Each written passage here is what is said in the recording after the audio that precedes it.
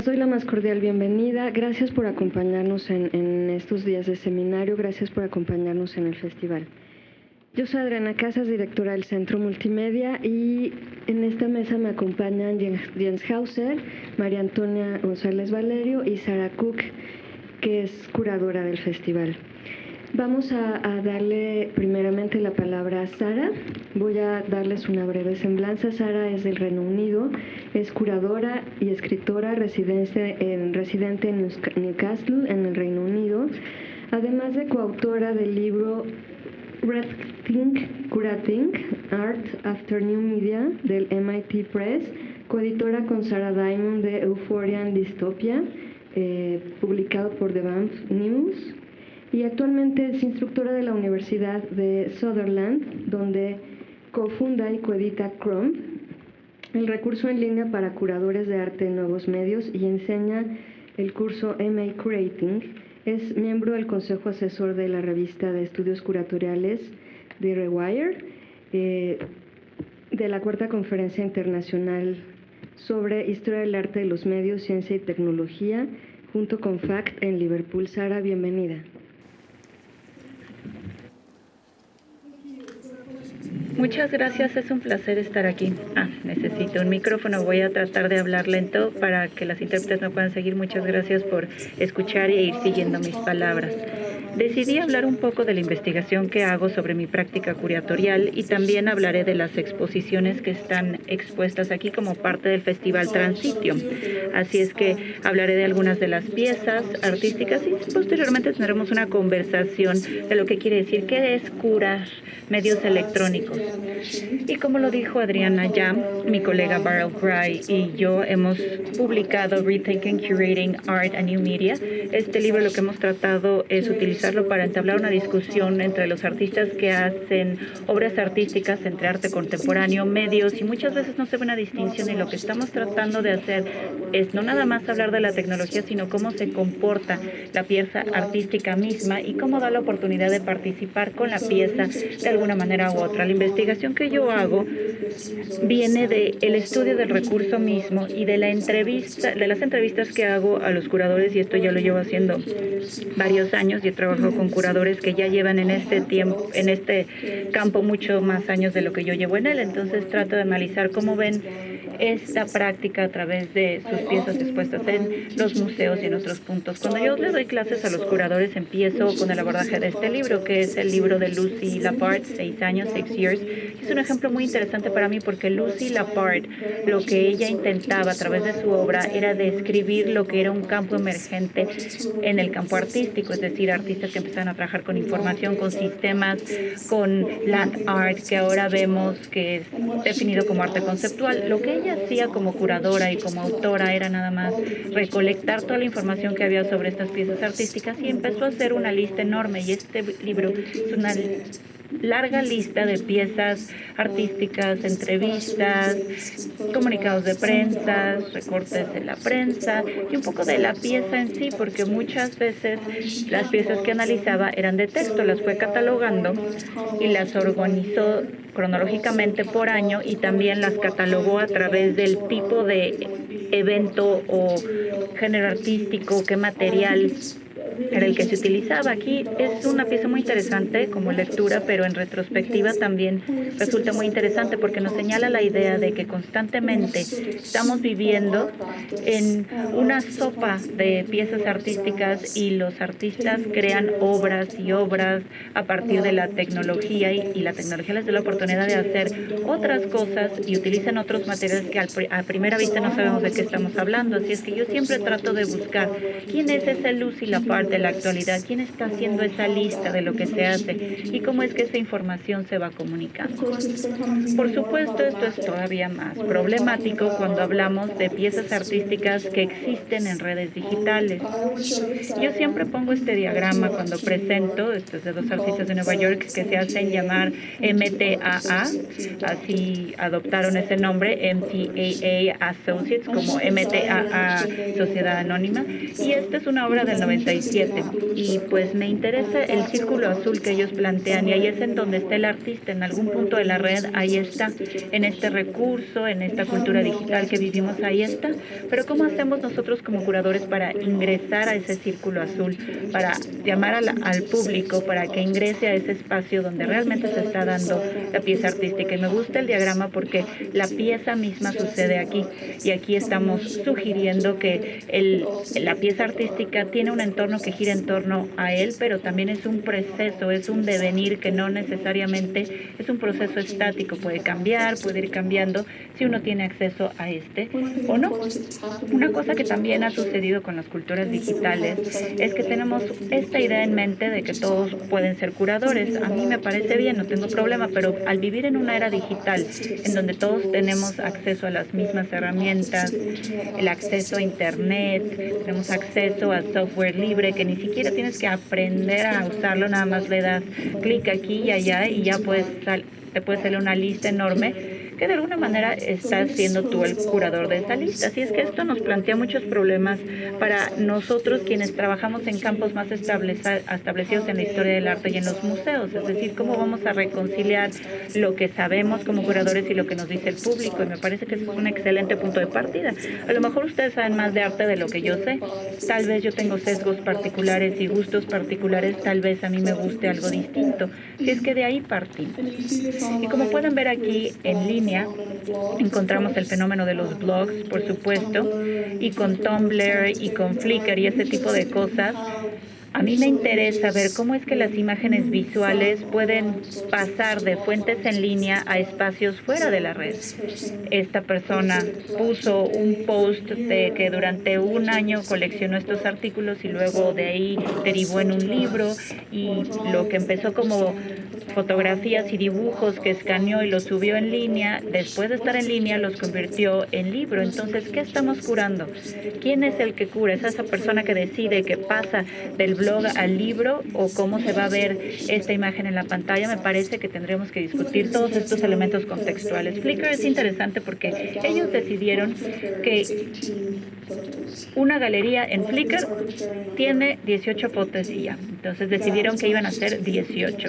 Nosotros, pues, de alguna manera, antes de que te aburras, tal vez sean 18 fotos lo que puedes asimilar. Entonces estás a un clic de distancia de otro espacio, de otra experiencia. Entonces, muy distinto a cuando entra el arte a una galería y cuando le pides a alguien que ponga su atención en una pieza durante cierto periodo de tiempo, que es su estancia en la sala. Ahí es cuando la pieza artística requiere de tu tiempo para ver un video, ver un performance o participar con alguien más hasta que la otra persona se aburra. Así es que a mí me gusta pensar en las limitantes. Así es que la limitante de Flickr son 18 imágenes. Es interesante, y obviamente hay otras limitantes dentro de los sistemas en línea. Es decir, cuántos caracteres tienes que utilizar para escribir la descripción de la foto, cuántos tags puedes hacer o cuántos tags necesitas para que se vincule con otra cosa. Es decir, el contexto cambia la lectura de la pieza artística. Ahora, ¿y qué quiere decir esto para el arte contemporáneo? Muchas veces vemos que los artistas tal vez han disfrutado mucho de que se hable de ellos en los blogs, más de lo que pasa en los museos. Estos blogs, como por ejemplo como Work, que antes lo manejaban algunos artistas hasta el último año, y este blog fue sumamente famoso.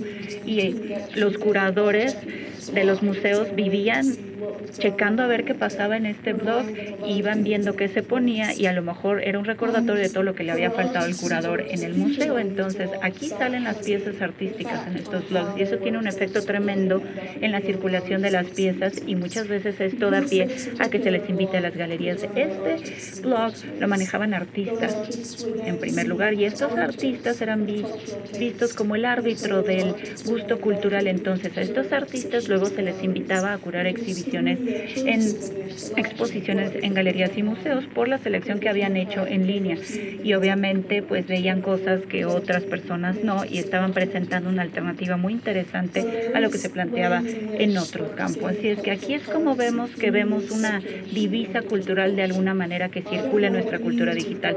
Yo no sé qué querrá decir con piezas que solamente presentan una imagen plana. No sé si esa puede describirse como una experiencia estética de la obra, sino que yo creo que aquí lo que importa es que no era una imagen plana, no te decía nada más una explicación, sino que te decían, este es el artista, esta es la pieza, y para verla tienes que ir aquí o allá. Y esto tiene que ver con el tiempo y atención tenemos nosotros disponible para darle al mundo en línea, y para los curadores que trabajan en museos y galerías que tienen un montón de cosas prácticas que hacer fuera de estar conectados a la red, pues muchas veces no necesitas distracciones externas, y pues obviamente como personas visuales, artistas visuales, entendieron que de alguna manera esto es lo que se necesitaba, y de ahí su éxito. Entonces aquí podemos hacer una gran distinción o marcar la diferencia entre lo que ha pasado en el arte de los medios. Vemos que ha habido un gran intercambio de informaciones, en esto se basa la cultura, y las piezas artísticas circulan en ese círculo azul. Así es que la pieza misma, muy posiblemente la información sobre ella, puedan existir en la misma plataforma donde está la pieza, y una pieza de net art está ahí y la información de la pieza está en línea. Y eso sí marca una diferencia, y aquí sí tenemos que considerar este punto, porque pues tenemos que preguntarnos por qué toda la cultura de la red se traslada a la galería. ¿Cómo es que el artista va cambiando su pieza? ¿Tendrá más sentido en una galería? ¿Cambia la experiencia? Entonces, nosotros hacemos dinero y no arte. Es un blog que dirige Regine Debati, y Regine es una persona que se formó en la televisión y en el cine, así es que tiene esta actitud de presentadora de televisión, y se describe que en una entrevista que le hice como una vulgatriz, alguien que hace algo más popular, más vulgar, más banal. Y a mí me gusta esa idea de la vulgatriz, porque ella puede ser una persona muy inteligente en el sentido de entrevistar a un artista y describir su pieza, pero los puede presentar a un público mucho más amplio. Y siempre ha habido ese debate entre los nuevos medios y el arte contemporáneo, ya que es un grupito, un grupúsculo de gente el arte contemporáneo, y pues el público muchas veces está afuera, y es justificable porque los artistas del media art tienen que unirse a una pandilla tipo cartel. A lo mejor esa no es la manera en la que quieran circular su pieza, sino quieren acercarse a las personas que quieran conocer de su pieza y de su trabajo. Entonces tal vez el espacio en línea tiene mucho más sentido que una galería que gana dinero, una galería comercial. Y aquí lo interesante es que las piezas artísticas pueden cambiar tu actitud en lo que respecta a cómo circula el arte, pueden cambiar tu actitud sobre el valor de la pieza misma, pueden cambiar tu actitud sobre qué sería lo único, qué es lo original, o qué sería el objeto que se puede reproducir a partir de la pieza en este contexto. A mí me da mucha curiosidad analizar la función de los museos en este mundo. Y bueno, y también me interesa analizar los intentos fallidos que han hecho los museos de participar en una cultura digital. Y muchas veces pongo este ejemplo, porque creo que pues podemos aprender mucho de este ejemplo. Y esto tiene que ver con la noción de que en una cultura digital cualquier persona puede ser curador. Aquí el YouTube Play Project se hizo en asociación entre el Museo Guggenheim y YouTube. Como ustedes saben, el Guggenheim tiene representaciones en todo el mundo, y fue una convocatoria abierta que se hizo a los artistas para que presentaran videos creativos, así los denominaron. Yo no sé qué quiere decir eso de un video creativo, no sé por qué no le dijeron videoarte, y no sé por qué dijeron videos en línea o cualquier otra cosa, animación, como quieran llamarle. Así es que decidieron que sería la primera bienal. Todavía no ha habido otra, hasta donde yo sé, pero lo interesante fue que por un lado era de alguna manera un posicionamiento de YouTube y de Guggenheim, y querían fomentar una nueva cultura de creatividad en línea, que está bien. Sabemos que a algunos artistas no les gusta utilizar YouTube, porque al subir un video a YouTube pues están cediendo ciertos derechos y cierta protección del uso y la distribución de la pieza misma, es decir, ceden un poco de su autoría.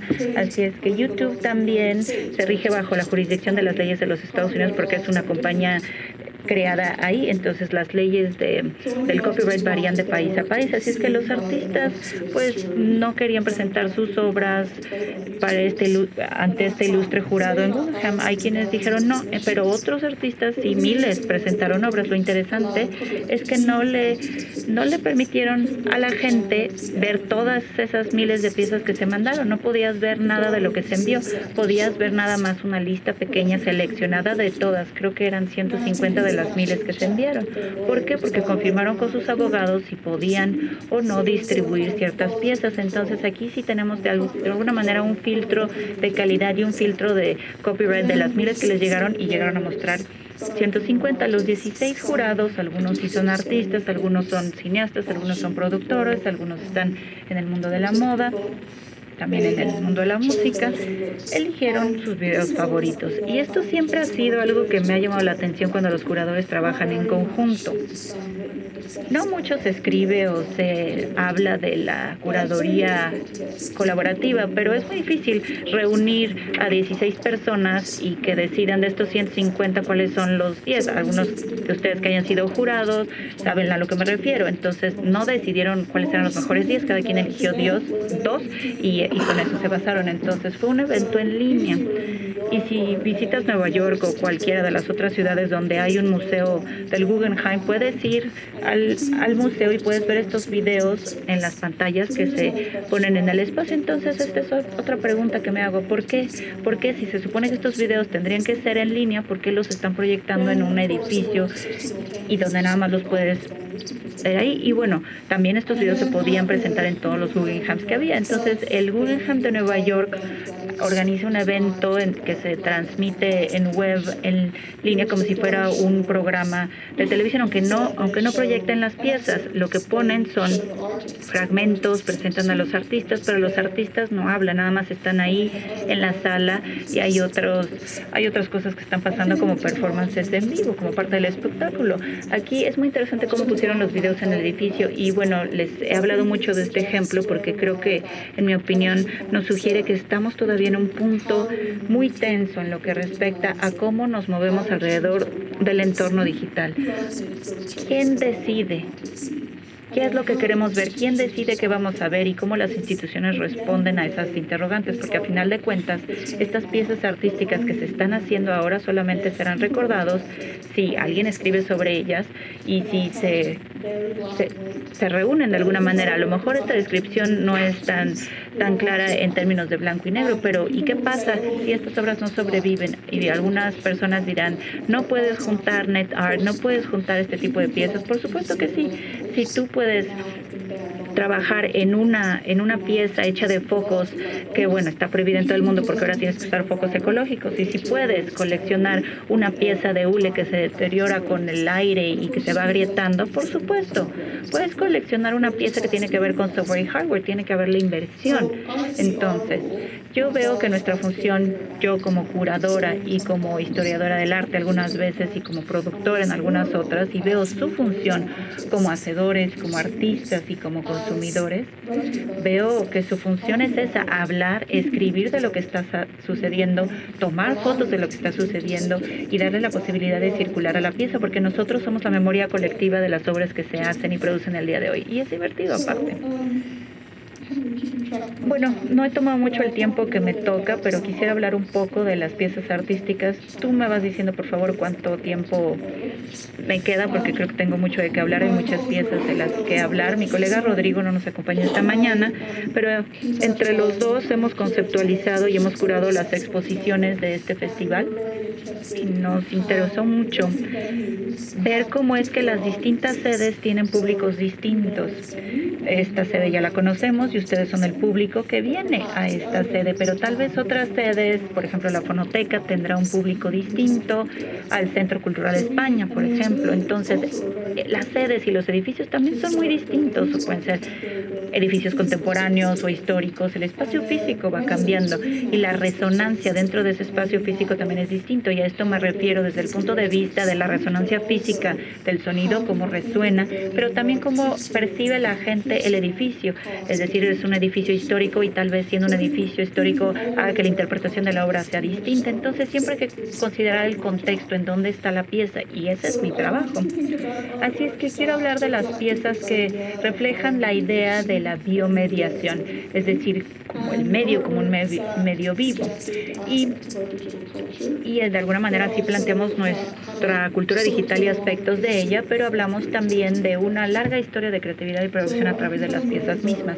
Yo les puedo decir en dónde están y si quieren irlas a ver, y lo que van a ver aquí son diapositivas nada más. Aquí no están viendo la pieza artística, están viendo representaciones y una selección curada y documentada de las piezas. Es muy importante marcar la diferencia y dejarlo claro. Thompson y Craig son artistas que hacen lo que ellos denominan documentales desde la computadora de escritorio.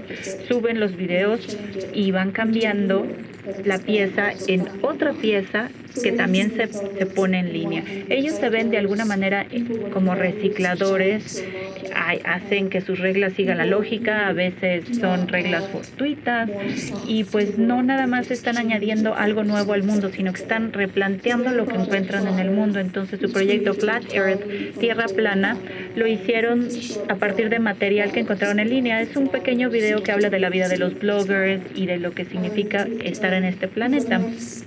Además tiene una interfase muy buena en donde puedes hacer un acercamiento y un alejamiento del planeta. Y cuando hicieron esta pieza fue durante los albores de Google y Google Earth.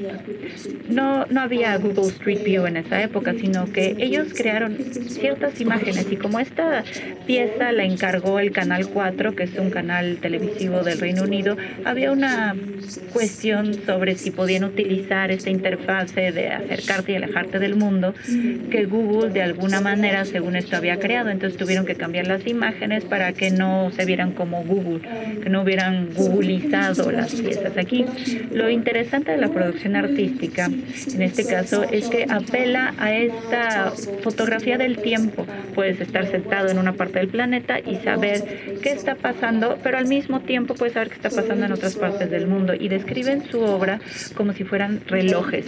Te dicen la hora, te dicen la perspectiva desde otro punto. Así es que pueden ver, la pieza está acá arriba en el espacio del Centro Multimedia.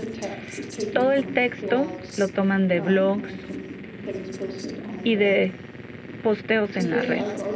Así como artistas, ellos están de alguna manera cumpliendo una función de curadores. Ellos seleccionan, tienen como corpus el internet, y de ahí van seleccionando toda la información que les interese. Otra pieza que también pueden presenciar en el Instituto SAID es otra de las piezas de Joseph Delap, que está en el Centro Cultural España. Es su proyecto Muerto en Irak. Si vinieron a la inauguración, se habrán dado cuenta que está documentando un proyecto que hizo durante varios años en respuesta al número de soldados estadounidenses caídos en el conflicto de Irak. Y la pregunta que se hacía era, ¿por qué esta pieza solamente tiene que ver con soldados estadounidenses? Y una de las razones es que esta pieza se da dentro de un juego producido por el ejército estadounidense para reclutar personas para que se enlisten en el ejército.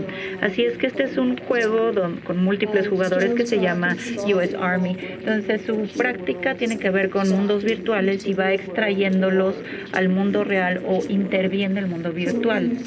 En esta pieza él lo que hace es dejar la pistola en el juego. Él no va a participar en el equipo según las reglas del juego porque están en un mundo bélico, y él lo que empieza es utilizar el chat del juego para poner el regimiento, la fecha de la muerte y el nombre de la persona que murió en Irak en el mismo juego. Y esto es muy importante desde que empezó, porque los medios estadounidenses controlaban la información con respecto a cuántos soldados morían, cuándo y cómo, y no había imágenes en los medios donde regresaban los cuerpos de los soldados estadounidenses a los Estados Unidos.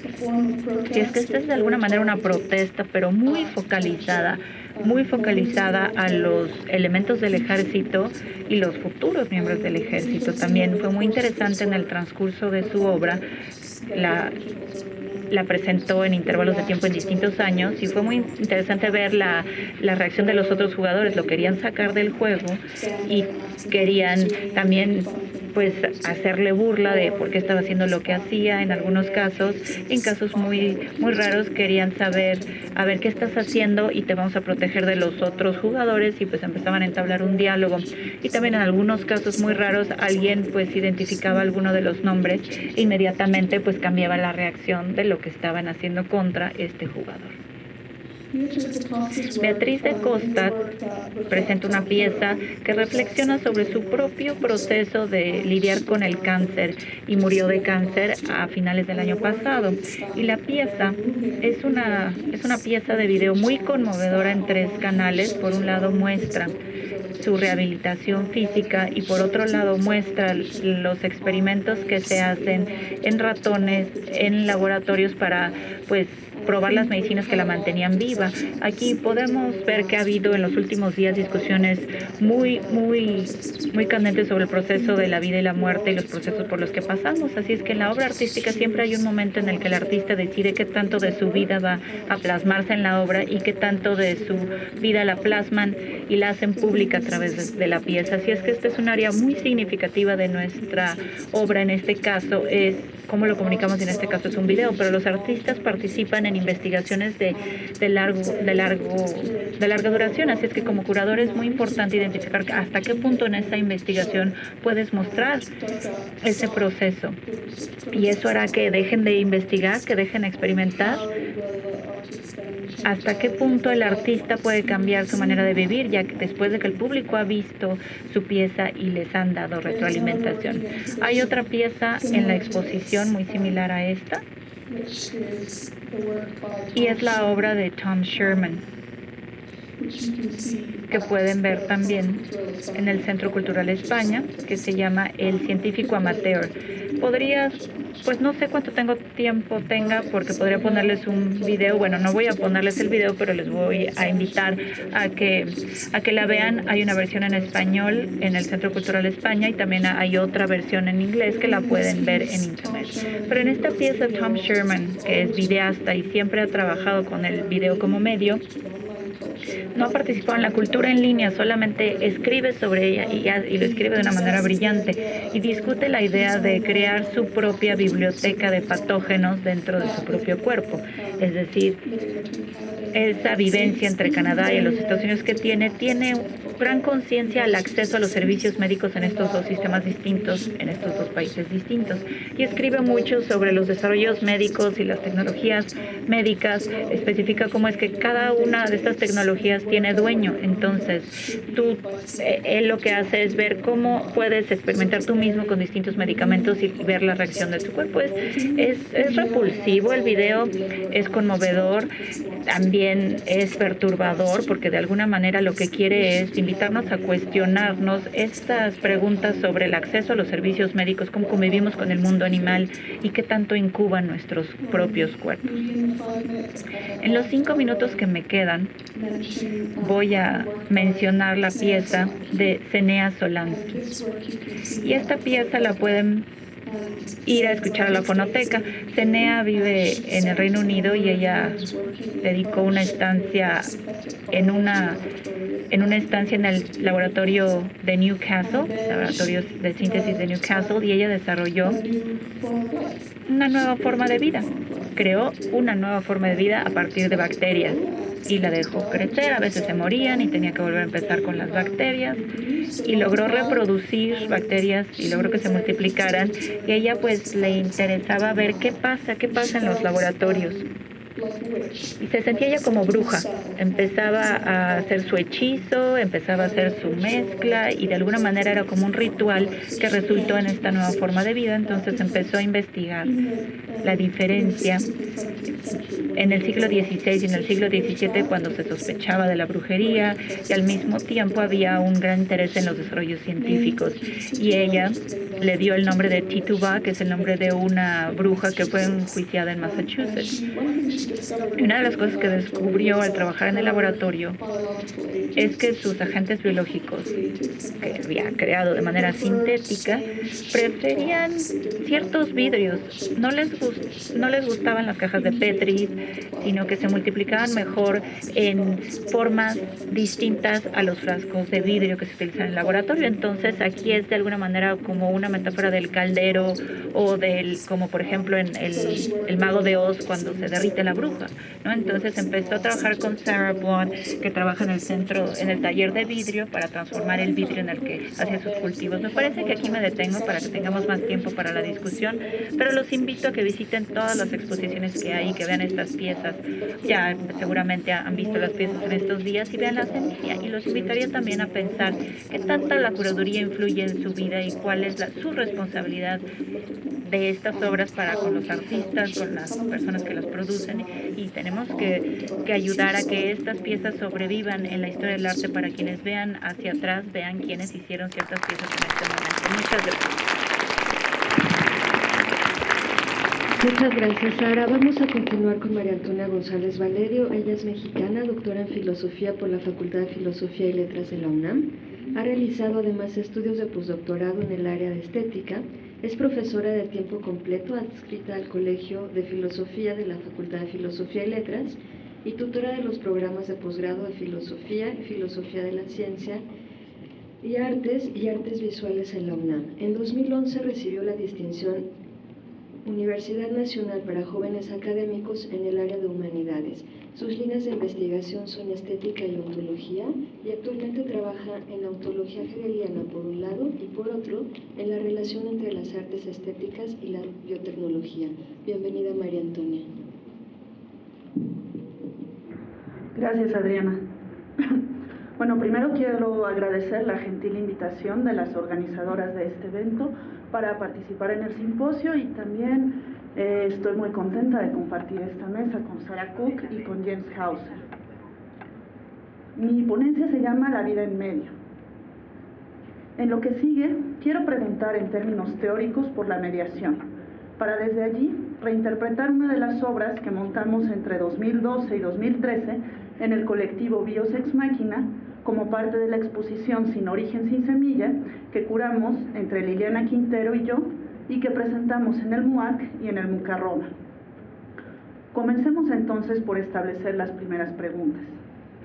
¿Cómo es que las categorías de medio y de mediación han venido a tomar un lugar tan preponderante en los discursos contemporáneos?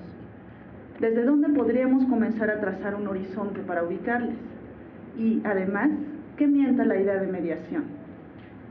La primera ocurrencia para trazar ese horizonte es apostar por la vía histórica e intentar darle sentido desde un panorama en el que relatemos los distintos usos de la mediación, centrándonos en las preguntas: ¿qué quiere decir mediar?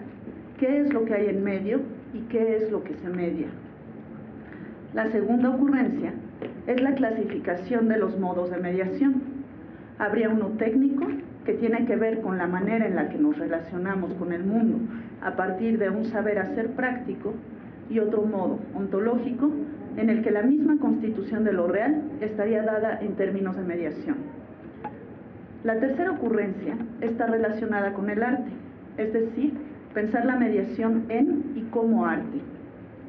Esta vía está imbricada con la ontología en el sentido que para ciertas filosofías el modo de investigación de la constitución de lo real es posible a partir de los productos técnicos en la naturaleza, para decirlo con Kant. Sobre esta última ocurrencia, me importa subrayar que no se trata de adoptar una perspectiva estética para dar cuenta del arte y sus medios, nuevos o viejos, a partir de consideraciones que estudien sus modos de presentación o representación. El punto de entrada no es así el arte y su especificidad y su trato con los medios, sino la ontología, en tanto modo de ser de lo real y su despliegue en medios. De ahí que podamos decir de inicio que se trata de pensar la vida en medio. Estas tres ocurrencias requerirían largas disquisiciones y amplios estudios para poder ser abordadas con justeza, mas el tiempo aquí no será suficiente para llevar a cabo dicha empresa. Por tanto, seguiré una estrategia más simple, que consiste en apuntar ciertas claves que permitan vislumbrar, aunque sea nebulosamente, cada una de esas vías, con el fin de poder discutir qué pasa con la mediación de la vida en el arte. Primera ocurrencia: trazar el horizonte desde la historicidad. La pregunta por el medio no es desde ningún punto de vista novedosa. En eso, me parece coinciden quienes han abordado ya la problemática, siendo este tema harto recurrente en los teóricos actuales. Menciono solo a modo de ejemplo a Voltaire y Grusin y a Joanna Zilinska, puesto que coinciden en que el tema de la mediación tiene que ser investigado desde un amplio espectro histórico. Antes de abordar el cuestionamiento por la relación entre el medio y lo técnico, me interesa detenerme en reflexionar qué quiere decir mediar y mediación. El tema podríamos retrotraerlo, si quisiéramos, hasta la filosofía griega, ya que lo que está en discusión desde el principio es que nuestro trato con la realidad no se da en términos de inmediatez, sino precisamente de mediación. Hay algo que media entre nosotras y las cosas. Además, podemos hacer aparecer el mundo duplicado con otros medios. Podemos representarlo a partir de la imagen y la palabra. El estatuto ontológico y epistémico de imágenes y palabras ha sido objeto de largas consideraciones, puesto que lo que ha estado en juego ha sido justo nuestro trato con lo real, nuestro acceso a lo real. ¿Qué relación hay entre el lenguaje y las imágenes y las cosas? Esta pregunta, por ejemplo, aparece por todas partes en los diálogos platónicos. No me interesa hacer aquí un recorrido por la historia de estas ideas, sino puntualizar que desde siempre hemos pensado que no hay un trato directo con las cosas y que sobre todo nuestra capacidad de lenguaje, por un lado, y por otro, de crear imágenes, es no solamente una mediación con el mundo, en el sentido literal de que es justo lo que está en medio, sino también convertir el mundo precisamente en esos medios, el mundo como imagen y como palabra. A mí me parece hoy que esta pregunta ha sido fundamental en la historia de la filosofía y que se ha transformado a lo largo de la misma. Por ejemplo, podríamos leer en ese sentido el énfasis que hay en la categoría de representación, ya sea como la mímesis griega y la imitatio latina o como la Vorstellung del idealismo alemán, en donde el sujeto se representa el objeto. Otro tanto podríamos decir de la categoría de experiencia, la cual desde el siglo XVIII ha ocupado buena parte de las reflexiones, en tanto que es aquello que permite y configura nuestro trato con el mundo. ¿Cómo es posible una experiencia? Aunque quisiera detenerme largamente en estas consideraciones, no lo haré. Solo me quedaré con estas ideas para continuar con lo que sigue. La imagen y la palabra, la iestesis y el logos, son nuestras mediaciones primordiales con lo real, mismas que a lo largo de la historia han sufrido no solo innumerables cambios en su conformación, lo que resulta del todo obvio, sino sobre todo en su ponderación. ¿Cuál es el peso que damos hoy a estos modos de mediar? ¿Hay para nosotras todavía una diferencia entre lo mediado y la mediación? ¿Es lo real aquello que está más allá del modelo? ¿Cómo son los modos de mediación lingüísticos y visuales en el arte actual y en nuestra experiencia del mundo? Dicho esto, no tendríamos por qué pensar la mediación solamente en términos técnicos o tecnológicos, o como si se tratara de un caso de artificialidad. La mediación llega más lejos que eso. Segunda ocurrencia, para una clasificación de los modos de mediación. Si este trazo incipiente de horizonte histórico nos deja ver que nuestra manera de tratar con el mundo se ha dado en términos de mediaciones, lo que sigue es pensar de qué tipo las hay, puesto que esa tipificación no solo depende de cuál es la comprensión que tenemos de lo humano en cada momento, sino también la que tenemos del mundo. A la imagen, la palabra, la experiencia, la conciencia, entre otros, habría que añadirle nuestra capacidad de transformar técnicamente la naturaleza. Si lo primero va de suyo, lo segundo requiere de, digámoslo así provisionalmente, una doble mediación, la de la máquina, la del instrumento, la de la prótesis, es decir, la de la extensión de las facultades humanas más allá de sí mismas y convertidas en otredad punzante. ¿Cuál es el estatuto de la máquina y del instrumento en todo esto? ¿Y en qué sentido? ¿Y cómo habríamos de pensarlo en tanto que mediación? Ahora bien, decir que el instrumento y el pensamiento son mediaciones no es con la intención de homogeneizar, sino de mantener estas diferencias y tratar de pensar desde allí. El artificio de la máquina no es menor que el del lenguaje, aunque el segundo nos parezca casi naturalizado, casi inmediato, casi como si no pudiera ser de otro modo.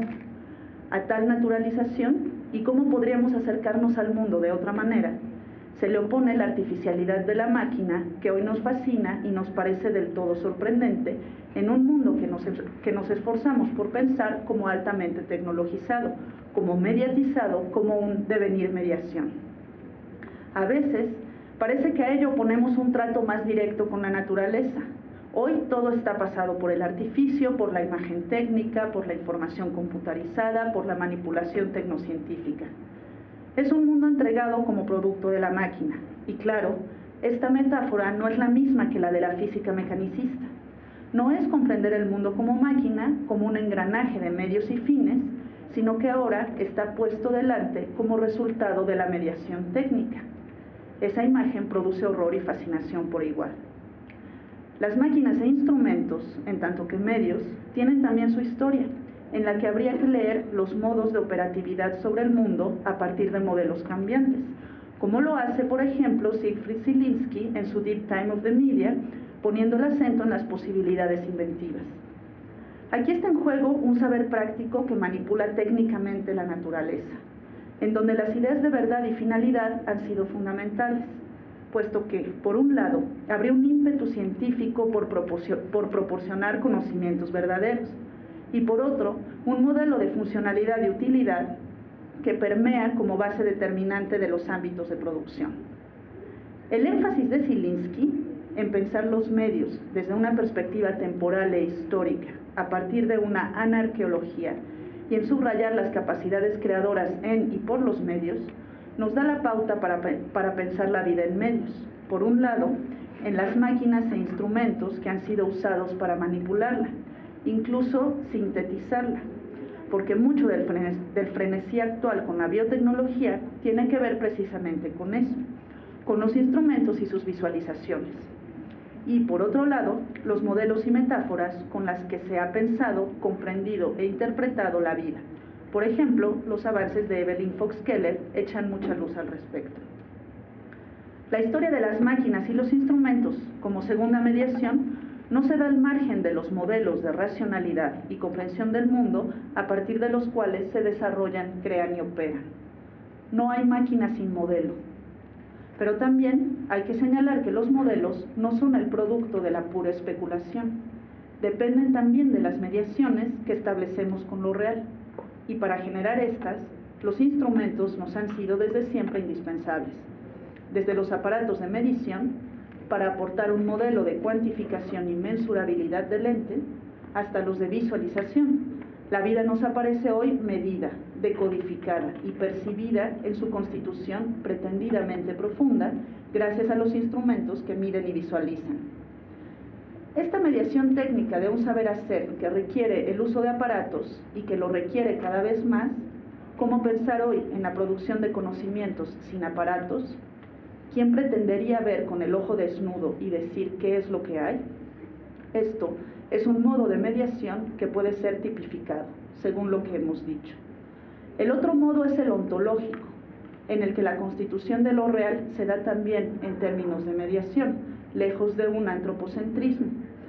Para no demorar más en esta sección, baste por lo pronto con decir que el pensamiento occidental funciona hoy con el paradigma de la realidad como algo puesto, mediado y construido, lo que se aleja radicalmente de un paradigma en donde la realidad está allí inmediatamente dada. En este caso, son también distintos e históricamente analizables los modos en los que la realidad ha sido comprendida en tanto que mediada. Baste por lo pronto con indicar que para las filosofías de los siglos XIX, XX y XXI, la realidad, o cualquier equivalente conceptual, no es una unidad primera.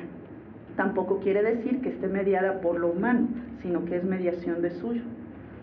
Al tocar este tema, tal vez valdría también la pena simplemente anotar que el tema de las redes, el cual es uno de esos grandes lugares comunes del pensamiento contemporáneo, está directamente ligado con el de la mediación.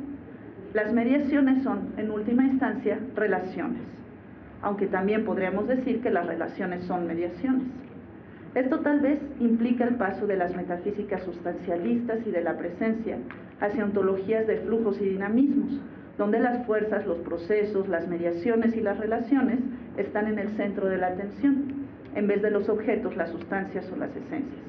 Pero este tema pertenece a otras exploraciones que las que llevamos a cabo aquí.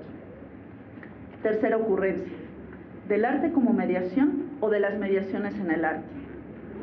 El camino seguido hasta aquí nos conduce hacia la pregunta por el arte en sus mediaciones y desde allí al tema de la vida. Jens Hauser no se equivoca cuando señala que el arte biotecnológico es comprendido menos como arte que como una estrategia discursiva e incluso de divulgación de los debates actuales sobre biotecnología. Y cuando señala que es también una especie de intermediación, donde los biomedios se pueden percibir como una posible extensión del cuerpo. Y sí, tendríamos que pensar el arte que trabaja con la vida en términos de mediación, o mejor, de mediaciones. En tantos y cuantos sentidos se puede ver la mediación operando con y a través del arte, con y a través de la vida. El arte en medio. El arte no es arte, habría que decir, sino mediación, aunque esto requeriría una muy larga explicación. La buscada autonomía de lo estético, extraño y nunca claro paradigma de ciertos esteticismos decimonónicos y del siglo XX, parece hoy uno de esos estertores propios de la muerte del arte, en tanto concepto absurdamente moderno. Y esto se ve con contundencia, a veces, cuando trabaja con la vida. Porque la vida es justo una de esas cosas o fenómenos que está para nosotras siempre en medio, que habría más allá de la mediación. Si es que hubiera algo, eso no sería vida, ni relación, ni complejidad. La vida está siempre mediada, es el resultado de las mediaciones. No permite presentación inmediata, no es ninguna cosa en sí. El arte construye mediaciones específicas, por ejemplo, con la materia, con la espectadora, con la experiencia. ¿En qué consiste su especificidad? No es un problema que ataña a una presunta definición, sino a una cierta práctica, a una cierta técnica, a una cierta manera de saber hacer, de saber tratar con lo sensible desde un determinado punto, lo complejo. Si en algún punto se puede decir que la filosofía experimenta con algo, es con el concepto. Lo desbarata, lo destruye, lo densifica, lo descompone, lo determina. Espacio propio de experimentación para el pensamiento, que no encuentra límite, sino que se retuerce incansablemente, muy a menudo sin objetivo fijo, sin intención certera. El concepto deviene un retruécano a manos de la filosofía. Allí es esta una técnica, un saber tratar con el lenguaje, una invención de las mediaciones y del concepto mismo como mediación, en donde de a poco se va vislumbrando, atisbo instantáneo lleno de luz que enceguece y permite una mirada altísima, lo real atravesado, desgajado, desgarrado. Recomposición que se antoja infinita, infinitamente mediada, rehaciendo lo que hay. La filosofía como experimento del concepto. Si en algún punto se puede decir que el arte experimenta con algo, es con la materia. La aplasta, la toma con las manos o con las máquinas, la convierte en objeto de disección. Viendo los trozos de cera con los que trabaja Anish Kapoor, de repente se hace evidente a qué punto se trata de la experimentación con la materia. ¿Cuántos modos posibles de experimentación? Mediaciones de mediaciones en los que el arte va reconstruyendo la materia, la piedra, el sonido, la tierra, el cuerpo, el color, la materia. También es el arte un experimento con la acción. Pienso en Joseph Beuys, por ejemplo, pero dejo esto para otro lugar. La vida devenida materia. Aunque no hay que pensar que se trata de materia prima, como si fuera la inmediatez, la cosa bruta, lo informe con lo que trabaja el arte. Aquí no hay nada primero, aquí no hay origen. Hay redes de relaciones materiales que se enredan generando mediaciones múltiples, innegable pluralidad de lo real. Allí se alcanza a ver lo complejo. Digamos por lo pronto esto. Hay un modelo o un paradigma en la historia del pensamiento occidental que va en busca de lo simple, de lo uno, de lo primero. Hay un paradigma que separa y analiza, que explica lo uno en sí y por sí, que toma esto, la cosa, y le corta, necesita detener el tiempo, toda relación con lo otro, y le borra las huellas de lo que ha hecho llegar a ser lo que es. Lo toma con insensata independencia y lo afirma entonces, en tanto que una determinación dada, lograda y aún acabada. Cualquier objeto es muestra sintomática de esto. El maíz transgénico de Monsanto, por ejemplo, objeto encapsulado como si estuviera aislado, pero de hecho es mediaciones y complejidades.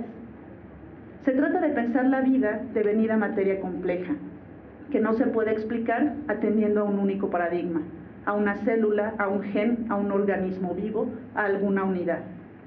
La vida inserta en una complejidad, en una mediación que la obliga a sentirse y determinarse siempre desde lo otro, en donde el principio y el fin son una cosa muy a menudo indecidible.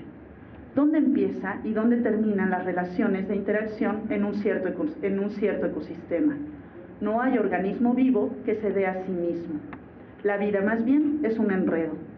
La biología evolutiva y del desarrollo muestra cada vez más, con mayor insistencia, a qué punto es indispensable comprender los fenómenos vivos en términos de sistemas complejos y compuestos, llenos de interacciones entre animales y plantas, donde lo uno no se da sin lo otro. Multiplicidad que genera multiplicidad, diferencias de diferencias. El arte trabaja con la materia, cualquiera, en términos de complejidad. La materia es configurada como redes y relaciones y mediaciones, para que aparezca siempre como algo otro de ella misma, esa mismidad que ella no es. La materia en el arte se hace patente, se siente de qué modo viene de antes, se siente el camino, el trazo, la trayectoria, y cómo en tal o cual manifestación estética se le abren a la materia redes, líneas, ligas con un montón de cosas más, y cómo luego la experiencia que se va haciendo con eso también es lo que viene de antes y lo que altera ese antes y lo que religa a lo que viene después, a un imaginado después.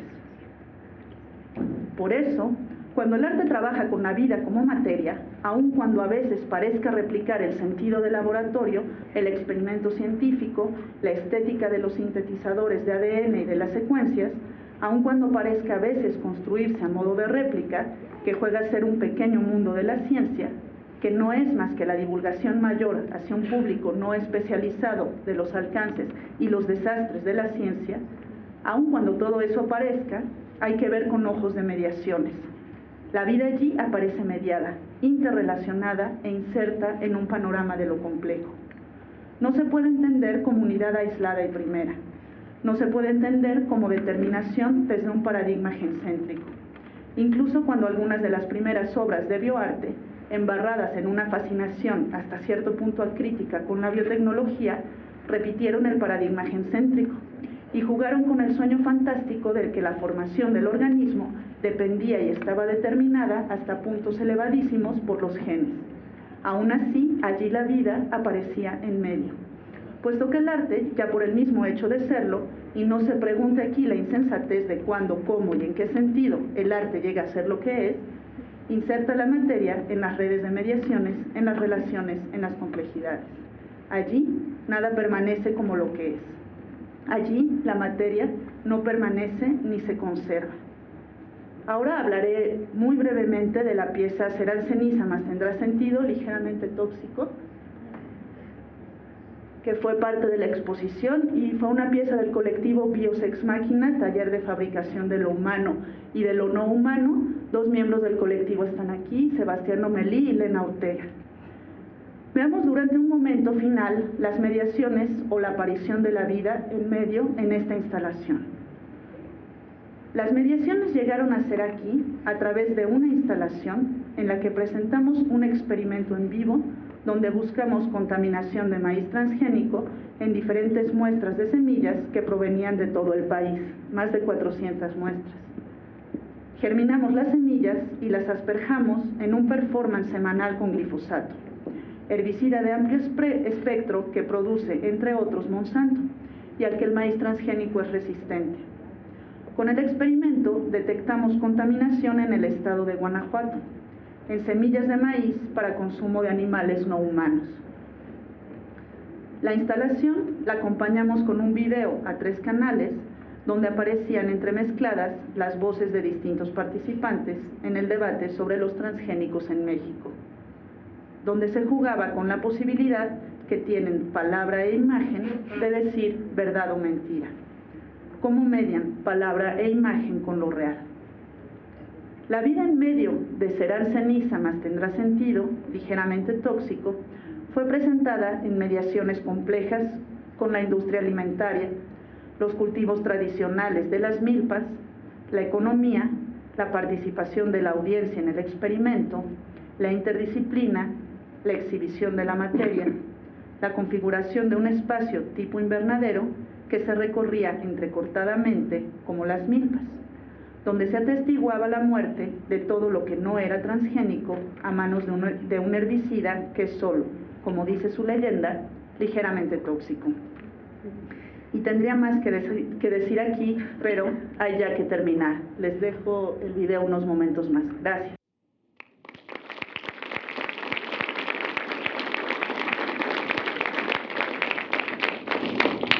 Gracias, María Antonia. Vamos a continuar con Jens Kauser. Jens es alemán, pero reside en Francia hace tiempo. Es curador, escritor y realizador de video, y se encuentra en interacciones entre el arte, la tecnología, el transgénero y la estética de contexto. Su investigación actual en el Instituto para Estudios de Medios de la Universidad de Ruhr consiste en la biomedialidad. Ha organizado varios congresos interdisciplinarios en el campo del arte, la ciencia y la filosofía, y exposiciones como el Art Biotech, Still Living, la anterior en Francia, Still Living en Australia, y Ski Interfaces en Inglaterra y Luxemburgo. En 2005 recibió el premio Fondo para la Investigación de las Artes de la Fundación Central Americana. Realiza ponencias en universidades y academias de arte a nivel internacional y fue colaborador del canal cultural de la televisión europea Arte. Bienvenido, Jens. Gracias, Mariana. Voy a improvisar un poco y por eso yo creo que sería mejor que pueda hablar en inglés. Okay. Y pues, pero vamos a discutir. I'm really interested in the very difference. Tengo gran interés en las diferencias. Como les decía, tengo gran interés en las diferencias que se han dado ya en las primeras dos participaciones, porque definitivamente somos un festival titulado Biomediaciones y mi práctica curatorial, por supuesto, tiene mucho que ver con los medios y con la biotecnología por el otro lado, pero yo me formé como cineasta en música contemporánea, en cultura digital, y progresivamente he pasado de un campo a otro y he llegado a preguntarme cuál es el paradigma post-digital en las artes, y es por eso que espero seguir con este debate tal y como se ha iniciado ya en este panel y en el festival en general. Aquí tenemos a 3 curadores en este panel y es una muy buena oportunidad para investigar conjuntamente y conjuntar información tras bambalinas, por así decirlo, en este panel, para identificar cómo han cambiado las cosas tan dramáticamente y ver cómo los conceptos se están desmoronando cuando confrontamos el paradigma digital con la actualidad de la manipulación de los elementos basados en el carbono que vemos en el arte. Entonces aquí, por ejemplo, con este dispositivo de Flickr para crear objetos, tenemos, por ejemplo, listas de arte, listas de los artistas que quieres conocer, de los artistas que quieres ver. Estamos hablando de listas con infinidad de posibilidades. Entonces aquí vemos cómo es que se está manifestando la vida basada en el carbono y ahora también está accesible a los artistas para que sea manipulada. Tal vez un 5 o 10% de estas obras se van a poder escenificar de alguna manera. La vida, como le hemos dicho ya, es un concepto que se puede estratificar y queda claro en esta conferencia, ya que estamos haciendo una diferencia a nivel microscópico, macroscópico o mesoscópico del cuerpo humano. La vida y el arte se han fusionado. Siempre han sido, por ejemplo, en el movimiento Fluxus tenían a la vida y al arte arte, los dadaístas también, podemos ver a la vida como a nivel celular o social y cultural, y podemos ver la vida a través, bajo la lente de la operacionalidad abstracta o a través de acciones microscópicas basadas en el carbono. Este festival también marca la postura de hacer un uso crítico de esta confusión sobre las nociones de la vida, especialmente entre la relación que hay entre el arte y la vida, y esta separación y esta fusión una vez más en el cuerpo humano. Yo creo que es la distinción más clara de la historia del arte, el cuerpo humano, y vemos aquí que lo biológico ataca de nuevo en lo que es la revolución biotecnológica, y la creación de la vida como una apariencia vital es transitorio. Vemos que la cuestión antropomórfica y la vitalidad que se ha tratado de reproducir en la animación y en otros medios, pues han marcado una tradición. En el arte ha sido representado como una representación, una imitación, una simulación de la vida, pero también ha sido visto como la manipulación de sistemas y organismos vitales. Así es que como participante de este movimiento tenemos que analizar la presencia misma de lo viviente, aunque sea una representación artificial. Ese apego a la vitalidad la hemos visto descrita por la forma, por el proceso, por lo material o por una combinación de los tres elementos que antes mencioné. Entonces, la pintura, la escultura y la construcción de autómatas en el siglo pasado, se basaba en la informática, en las simulaciones y la robótica, y hace poco empezamos a ver la biología molecular como un nuevo método para crear una nueva disciplina que es la biotecnología y la biología sintética. Ahora, sin duda alguna, nuestra humanidad y nuestras imágenes del cuerpo se han abierto a un nuevo debate que ha dado pie a una nueva visión de la biología y de una nueva manipulación del ser vivo. Tal vez estas imágenes que tenemos de nuestro cuerpo de alguna manera es lo que mantiene a la persona junta en esta época de las células madre, de la genética, de los trasplantes, de la neurofisiología y otros. Vemos que las estrategias en el arte son estrategias de representación y siguen dominando. Pero ¿qué es lo que cambia nuestra práctica curatorial en lo que respecta no nada más a escenificar una simulación, una representación, sino que estamos hablando de una presencia de la vida como ente viviente? Y me gustaría señalar lo que dijo Mónica ayer en la mesa, porque hacía un comentario sobre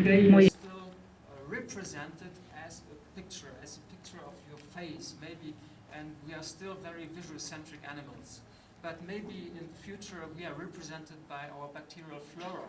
So our bacterial flora will tell us and represent us. So representation is not necessarily a visual feature, and this has to do with the strategy of biomediality I'm going to talk about in the second part of my intervention. It makes a huge difference, and I think it's obvious to everybody, that the metaphoricity has moved. Even 15 years ago, when you looked at digital art that was dealing with biological features, we had the virus. It was omnipresent. The virus omnipresent. The infection, the contamination, all the networks were infected. De las redes sobresalían y teníamos esta gran contaminación de contenido a través de los virus, y había clones y había esa imagen reproducida del ser humano. Y luego empezamos a ver el código paralelo y los paralelos al código genético y las posibles catástrofes que pudieran derivarse, como María Antonia lo ha descrito ya. Muchos artistas, especialmente en el campo digital, estaban redefiniendo el código genético y lo hicieron con una nueva materialización, con el uso de la biotecnología en el arte a través de metáforas y las ambigüedades de las metáforas, y han sido el medio para desconstruir este campo. Ahora los artistas sí podrían utilizar virus para transferir material genético. También los artistas utilizan la clonación molecular, que no para crear un clon. Realmente no estamos abordando los mismos temas, tal y como se ha visto en la cultura digital, y a mí me parece muy importante señalar este punto. Pero ¿por qué y para qué qué utilizamos los biomedios en el arte. ¿Qué es lo que ofrece la tecnociencia? ¿Por qué empezamos aquí a crear una visualización estética distinta? Tendremos que preguntarnos. Ahora, ¿los artistas queremos ser rivales al poder epistémico de la imagen o vamos a utilizar estas herramientas a nivel molecular o biomolecular para cambiar esa representación, esa escenificación de la autenticidad? Y tal y como lo dijo María Antonia, la inmediatez y la autenticidad es imposible porque todo está mediado.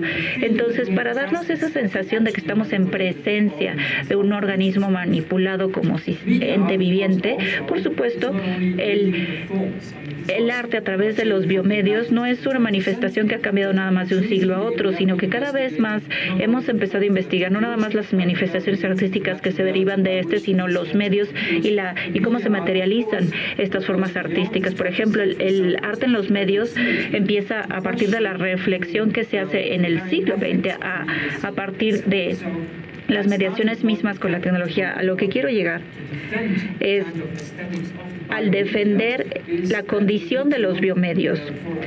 ¿En qué estado están? Tenemos que también analizar la calidad o la idoneidad de los medios. Yo creo que aquí la implementación poética en este campo invita a la mediación y además con los materiales a los que podemos apropiarnos como correspondencia y al mismo tiempo tenemos que entender su complejidad.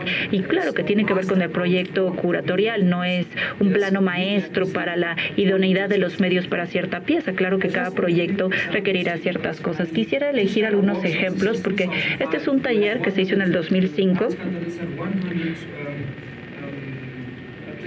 Tuvimos 100 solicitudes y solamente se pudieron invitar a 50 artistas de todo el mundo en esta convocatoria.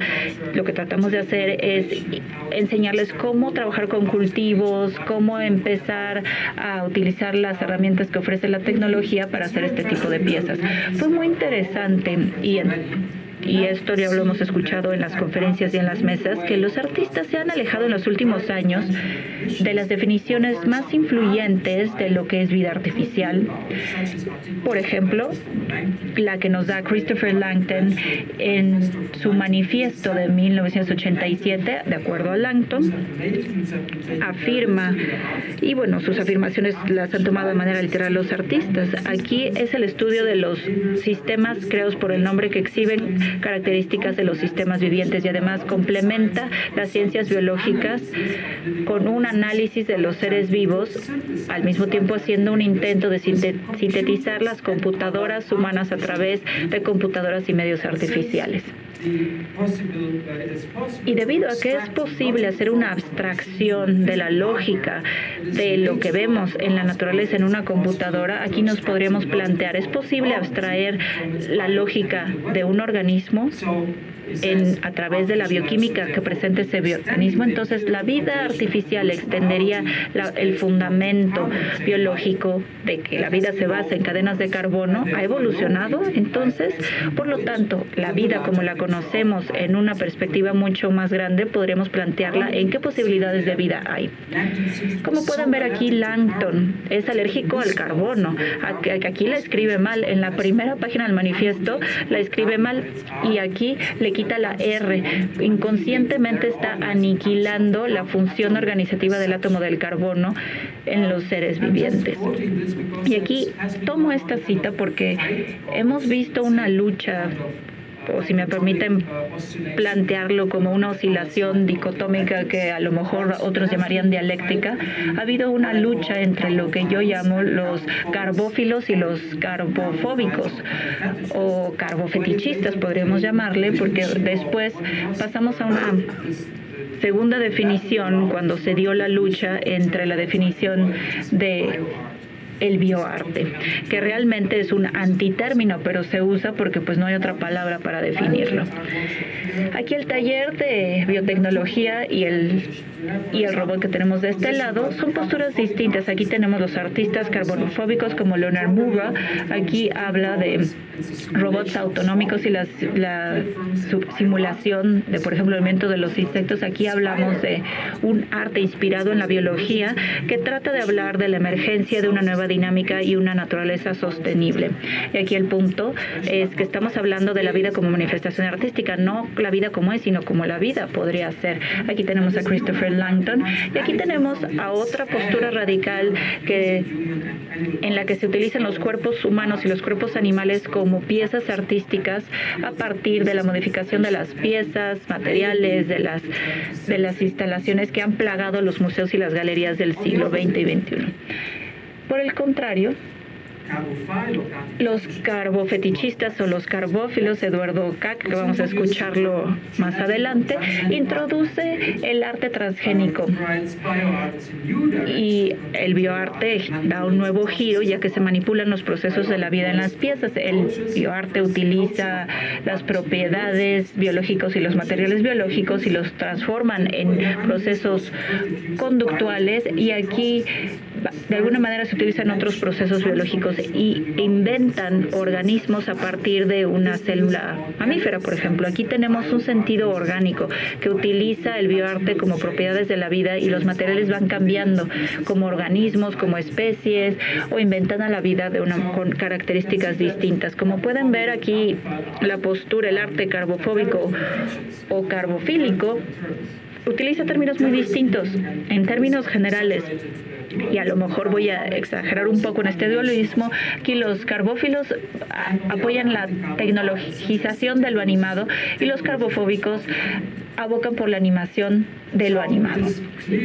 La tecnologización de lo animado y la animación de la tecnología. Por otro lado, tenemos los carbofóbicos, por ejemplo, que tienen conductas humanas con simulaciones computacionales de la vida, con procesos evolutivos que son abstraídos, por ejemplo, conductas de las poblaciones traducidos a algoritmos. Y tenemos a los carbofetichistas, que utilizan materiales y técnicos como los elementos transgénicos, la síntesis del ADN, otro tipo de síntesis que representan un conjunto de otros temas que yo definiría como la rematerialización. Esto nos lleva a tres breves ejemplos de piezas que quiero señalar aquí. La primera es una exposición que curé el año pasado, hace 2 años en Viena, que se llama Synthetic, porque la biología sintética, de hecho, está llenando ese hueco que he descrito. Este es un campo en donde los carbofóbicos y carbofílicos se pueden sentar a platicar, y los biólogos de alguna manera entran en esta disciplina entre lo virtual y lo real, oscilan, y donde de alguna manera la realidad se sintetiza. Y quisiera recordarles que la biología sintética aplica la ingeniería a los principios biológicos existentes, no nada más para modificar, sino también para construir la vida a partir de cero y diseñar máquinas vivientes, y por lo tanto hace un vínculo entre la manipulación de lo viviente y lo inanimado, que ya se han discutido en estas disciplinas a través de la emergencia de arte artificial. Aquí la síntesis del ADN es uno de los procesos principales, se hacen circuitos biológicos basados en ADN, la investigación para identificar organismos mínimos que tratan de utilizar esa investigación de unidades para identificar las funciones necesarias para la sobrevivencia, las protocélulas o la xenobiología, en donde los sistemas biológicos que no existen en la naturaleza se crean, pero no necesariamente para interactuar en la naturaleza. Ahora, la postura, como postura curatorial, a mí me interesaba la materialidad y la noción de la biología sintética per se. Y la noción misma de la biología sintética tiene ya 100 años de antigüedad, y era ambiciosa desde un principio. Ahora tenemos un mundo en donde convergen otras disciplinas. Todo el mundo ahora quiere saber cómo vamos a hacer que la bacteria pueda hacer que las bacterias caguen o que las bacterias huelan a plátano. Ahora todo el mundo está tratando de experimentar en ese sentido, pero vemos que hay más conexiones entre esta disciplina y otras. En esta exposición lo que tratamos de hacer es como que la biología sintética hoy en día sí sirve de puente entre otras disciplinas, entre la alquimia, arquitectura, la informática de los 60 y la biología sintética. De alguna manera, aunque ya tiene 100 años, sirve de puente. Aquí tenemos algunos de los artistas que han de alguna manera escenificado piezas que hablan de esta materialidad de este campo. Aquí tengo un ejemplo de Armstrong, de Rachel Armstrong, Living Chemistry, Química Viva. Ella escenificó en vivo las protocélulas. Las protocélulas son los precursores de las células vivientes que de alguna manera presentan algunas de las conductas que las células biológicas han presentado, es decir, en cuanto al entorno, cómo se mueven, exhiben conductas complejas. Y aquí, obviamente, estas células se pueden ver, no son vivas y son el eslabón perdido entre las primeras protocélulas y las células vivientes como las conocemos. Entonces aquí tenemos seres vivos en esta pieza, pero en cuanto a la biomediación, Rachel Armstrong también produjo una película y aquí vemos una antropologización de las células porque le pone subtítulos muy conmovedores, así como que quiero amarte, quiero estar dentro de ti. Eso es lo que ponen los subtítulos. Aquí los subtítulos sugieren un diálogo continuo entre estas entidades y plantea una narrativa emocional que ejemplifica el deseo humano de que, aunque sean partículas mínimas, se ve a través de la lente antropomórfica. Otro proyecto que está expuesto también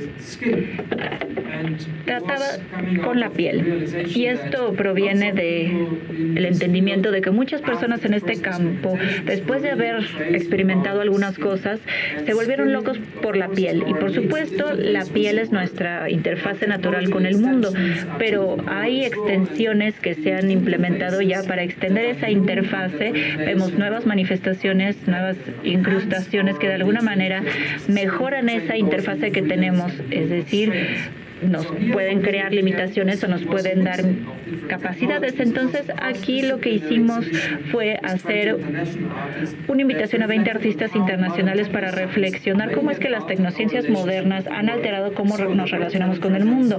Por ejemplo, la telepresencia, las tecnologías, prótesis, cultivos de tejido y genética, por ejemplo, la transgenética. Aquí tuvimos 5 instalaciones biogenéticas que duraron 15 semanas expuestas. Esto nunca se había hecho y no se ha vuelto a hacer. En términos de infraestructura, pues realmente se come cualquier presupuesto, porque tienes que traer gente, pagarles el avión, construir las piezas con la ayuda de laboratorios para poder cultivar efímeros podridos. Este es un muy buen ejemplo y me parece que es una foto de la inauguración. Ahí tenemos a Jan Maschufeld. Es una buena muestra de lo que es microperformance. Aquí lo que hace es un performance emotivo, porque aquí pusimos a Jan Maschufeld en un contenedor transparente en donde se calculaba la coreografía bioquímica de este color azul. Aquí, a través de sus orificios corporales, de los ojos, la nariz, la boca, iba fluyendo el color azul, incluso en los poros de su piel. Entonces, esta inmovilidad llama la atención de los espectadores en cuanto al contenedor del que emana este fluido, y aquí la cocorporalidad está ahí. No nada más estamos viendo esa emanación, sino que el cuerpo está ahí, y la manera de relacionarnos con los procesos obviamente cambia al observarlo de esta manera. Esta es parte de la exhibición y seguramente ya la vieron. Este performance de Art Orienté Objet, que le cheval vit en moi, que el caballo vive en mí, tomó 7 años para curar esta pieza. Fueron 7 años de Jean-Marie Lanché. Se sometió a un procedimiento y bueno, fue un experimento muy riesgoso de experimentación celular. Ella trató de crear un sistema inmunológico alterno para sobrevivir la transfusión de inmunoglobulina proveniente de un caballo.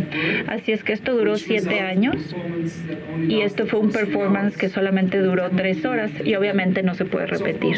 Así es que aquí podemos llegar a entender que sí, son imágenes, son restos físicos del performance, pero el arte mismo es ese momento específico en donde uno se encuentra con esta relación entre una pieza y otra que consiste en un hermanamiento de sangre entre la barrera de las especies del humano y el caballo. El video está disponible aquí, están las videomediaciones en el performance. ¿Cómo vamos a saber que las proteínas van a circular su cuerpo? Entonces tenía una animación en cámara lenta que se iba viendo durante el performance mientras el proceso se iba haciendo. Entonces la mediación era un efecto didáctico de alguna manera para que nosotros entendiéramos qué estaba sucediendo dentro de su cuerpo. Así es que estas son las imágenes. Todas están en el video que está expuesto en la galería. A mí me gusta la definición de Humberto Maturana, que es uno de los autores que más leo, es uno de mis favoritos, y nos dice: lo que es válido para los biólogos también es válido para un curador de bioarte. El observador es un ser humano, es decir, un sistema vivo, viviente, y todo lo que caracteriza a los sistemas vivientes también caracteriza al ser humano. Así que, de hecho, lo que tenemos aquí es el objeto. Si lo observamos, como María Antonia ya ha refutado esa posibilidad de que la vida puede ser no mediada, y estoy de acuerdo contigo, que es parte de mis conclusiones. De hecho, el sistema viviente como una persona antropocéntrica que quiere ver el arte como otro sistema viviente, es decir, me estoy viendo a mí mismo, y en esa postura de una observación de segundo orden, al ver las cosas no estoy viendo otra cosa, sino de alguna manera yo personifico la alteridad en mí mismo. También está expuesto, pero este libro ha influido mucho en mi línea curatorial, es decir, ¿qué es lo que no puede comunicar el significado? De Hans Ulrich Gumbert. Aquí vemos que todo tiene sentido cuando se puede interpretar, y aquí lo que nos dice es, de una manera muy latinoamericana, está resaltando la importancia de la presencia. En su libro aquí tenemos la cultura del significado y la cultura de la presencia. Él pasó una estancia en Brasil, entonces en este libro plantea su experiencia. Los biomedios. Esto es muy interesante y creo que con esto termino mi participación. El tema del festival son las biomediaciones. Desde mi punto de vista, de hecho, yo quisiera quedarme al nivel de la manipulación biotecnológica como mediación. Yo trato de documentar, yo trato de trabajar con imágenes, yo trato de trabajar con simulaciones, porque el ser vivo en sí mismo ya está mediado de por sí. Uten Thacker escribió sobre los biomedios y nos dice que, de hecho, y se pueden entender como un ejemplo en el que los componentes biológicos y procesos se recontextualizan de manera técnica, y son mediaciones particulares del cuerpo y son optimizaciones de lo biológico en los que la tecnología parece aparecer y desaparecer. Así es que estamos enfrentando una ceguedad biomediática, no estamos conscientes de los procesos biomediados cuando emergen. En mi línea curatorial yo identifico 3 maneras de hacer biomediación, y quisiera definir por qué utilizo biomedios como término más apropiado y por qué no utilizo el término biotecnología y arte, porque los veo como medios en la última definición. Aquí tenemos una larga tradición de la presencia de la física y la biología en el término. Leo Spitzer, por ejemplo, escribió un artículo en el 42 titulado El medio y el ambiente, y y su ensayo sobre la semántica histórica es muy importante. Aquí vamos más allá de la era digital como medio dominante para identificar cuáles son las funciones de los medios. De acuerdo a Friedrich Hettler, aquí tenemos que estos medios procesan, transmiten y contienen información o datos audiovisuales. Entonces, con los biomedios tenemos la capacidad de adaptarnos, de establecer patrones que de alguna manera se pueden utilizar sin simularlos. Los biomedios se pueden dividir en 3 categorías funcionales. La primera sería que los medios son el entorno, es decir, como una condición facilitadora para ver los cambios en los organismos vivientes, como por ejemplo, como tendríamos en un caldo de cultivo. En un caldo de cultivo estás dando forma a algo, pero estás cambiando el medio, tú estás haciendo que algo crezca en ese caldo de cultivo.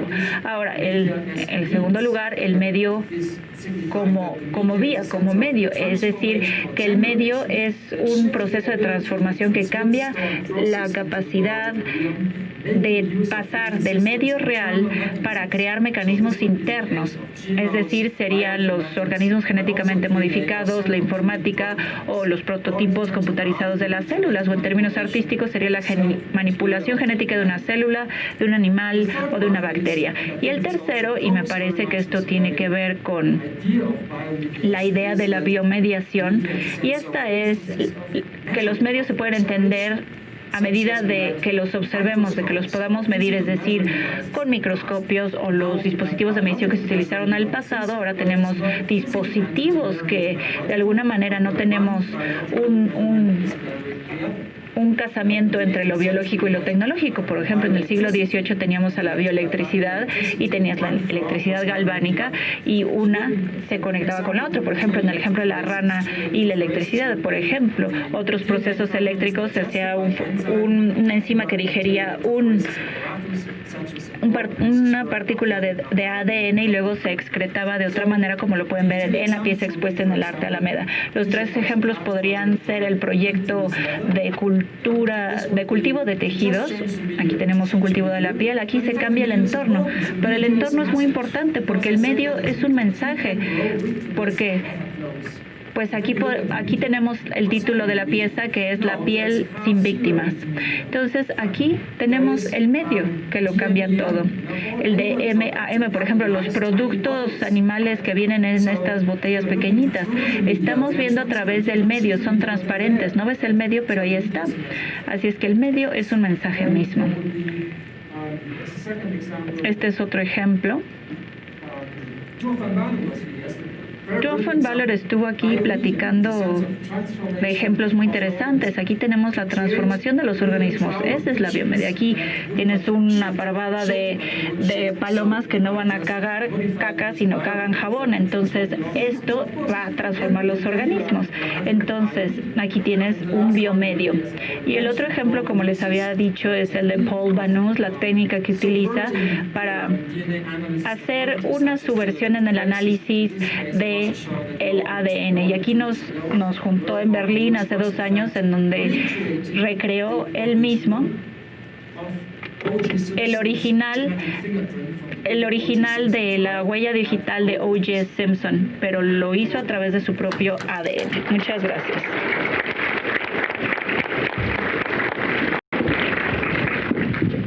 Muchas gracias, Jens. No está fácil, chicos. Bueno, sí, podemos reconocer a los curadores como el mediador que hemos tenido durante mucho tiempo entre la obra, el recinto y quien nos brinda un discurso para aproximarnos y tener una experiencia de vida distinta. Creo que han dejado una pregunta abierta que es muy ambiciosa por un lado y que creo que deja muchas tareas pendientes a nivel curaduría. Sin duda, el tema del festival y las exposiciones y las piezas que se han mostrado creo que no tenían un precedente en México y que nos han brindado sin duda una experiencia de vida distinta y han tenido una mediación muy importante para poder aproximarnos a ellas. Jens dejó una pregunta abierta y quisiera que a partir de ella pensáramos un poco en el futuro. La pregunta era ¿qué posibilidades hay de vida? Creo que la responsabilidad, la tarea de la curaduría ahora es muy alta y me gustaría que pensáramos en el futuro, que habláramos un poco de esto.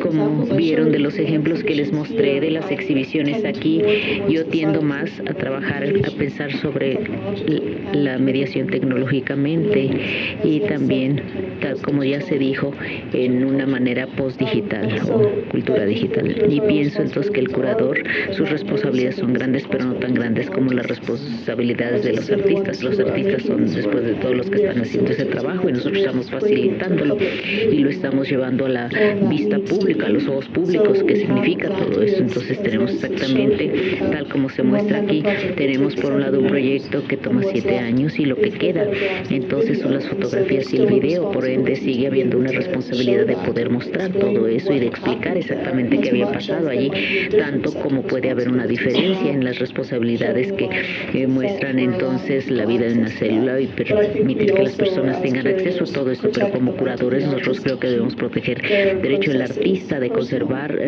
sus procesos como algo personal o ocultos, como se ha manifestado, para permitirles que ellos escojan los medios a través de los cuales haya prácticas y estén mediados al público y respetar estos medios que ellos usaron. Sí, gracias por la provocación. Lo bueno de estos simposios es que siempre son una oportunidad para debatir. No me parece que la exposición actual, presentada aquí y en otras sedes sobre biomediaciones, no tenga precedentes en México. El año pasado y parte de este año estuvimos presentando la exposición Sin Origen, Sin Semilla, que, insisto, curamos Liliana Quintero y yo. Yo estoy en esta mesa como curadora, no como académica, donde justo trabajamos con el tema de la vida en tanto mediación y donde presentamos organismos vivos, biotecnológicamente modificados y también transgénicos. Y bueno, podría hablar más acerca de esa exposición. Si les interesa el proyecto, está en la página web, que es artemasciencia.com, más con MAS, no con signo, artemasciencia.com, y ahí tenemos la información en español y en inglés acerca del proceso que desarrollamos el año pasado, e insisto, y parte del 2003 estuvo todavía vigente la muestra en el MUCA Roma y en el MUAC, donde trabajamos con organismos vivos, de un lado biotecnológicamente, por ejemplo con Arabidopsis thaliana, y de otro lado en términos más vinculados a la comunidad y a lo que sucede en el país en términos políticos, sociales y económicos a partir del maíz transgénico. Pero insisto, es siempre una posibilidad de debate tener estas mesas para hablar de los temas. Y el Centro Multimedia fue parte de la exposición. Presentaron allí una pieza de Desmodium Máquina que fue creada aquí, que está todavía en parte allá arriba en el Centro Multimedia. Quisiera acordar con Sara, claro que curar es algo que tenemos que encargarnos de curar, es hacer algo posible, irlo escenificando, irlo preparando, es el sentido latín del curar, del término curar. Pienso que es muy interesante cuán abiertas se vuelven las preguntas entre la vida y el arte, ¿verdad? Y los medios de la vida. Para ver los medios, digamos, tantas preguntas también en esta sala. ¿Internet es algo vivo? ¿Está vivo Internet? Porque nosotros podemos abstraer ciertos rasgos, digamos, características, y también tenemos sistemas de dispositivos de modelaje celular. El Baraji, por ejemplo, es un modelo celular que es muy paralelo a la construcción del Internet. Y ha habido constantemente, se han estado haciendo paralelos entre Barabasi, el modelo que él hizo de redes no escalables, y de hecho sí, esta es la arquitectura misma de Internet. Entonces, cuando uno se salta de esta metarealidad, que es lo que la vida artificial trató de hacer, y hasta cierto punto también la biología sintética, a la vez que le está incrustando en una química basada en carbono, entonces tenemos rasgos estructurales que se pueden identificar, por supuesto, y entonces podemos aplicar lo vivo a cualquier materialidad que deseemos, ¿verdad? Como por ejemplo Deleuze y Guattari trabajaron sobre la cuestión de la fistulización, es decir, la facialización, y que cualquier cosa que podamos ver como una cara, por ejemplo, con dos ventanas y con una puerta, y tenemos una fachada o tenemos algo que tenemos en la cocina, un objeto aleatorio, porque así lo queremos nombrar. Lo mismo con la vida, es decir, lo que Wilson llamó biofilia.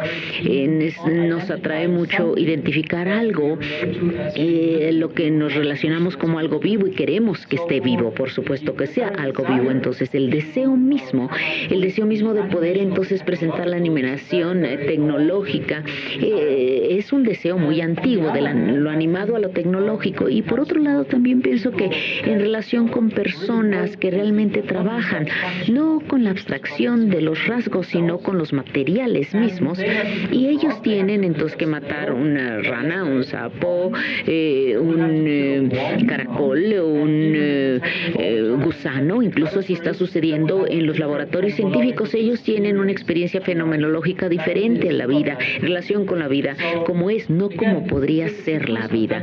Entonces es una dinámica bastante retorcida, por así decirlo. Es una opción curatorial. Quizá no tenemos el mismo enfoque curatorial los tres nosotros cuando comparamos nuestros proyectos, pero sí, claro, que esto es parte del debate, por supuesto. María Antonia y mi persona probablemente hemos tenido las mismas experiencias.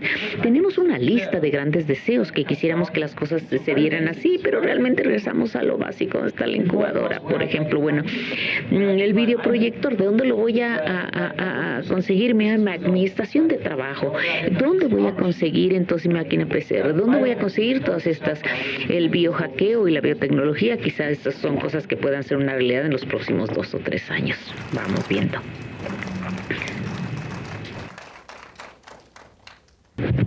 Tenemos que concluir esta mesa. Muchas gracias por su presencia. Muchas gracias, James, María Antonia, Sara. En 15 minutos empieza la conferencia, Eduardo. Muchas gracias.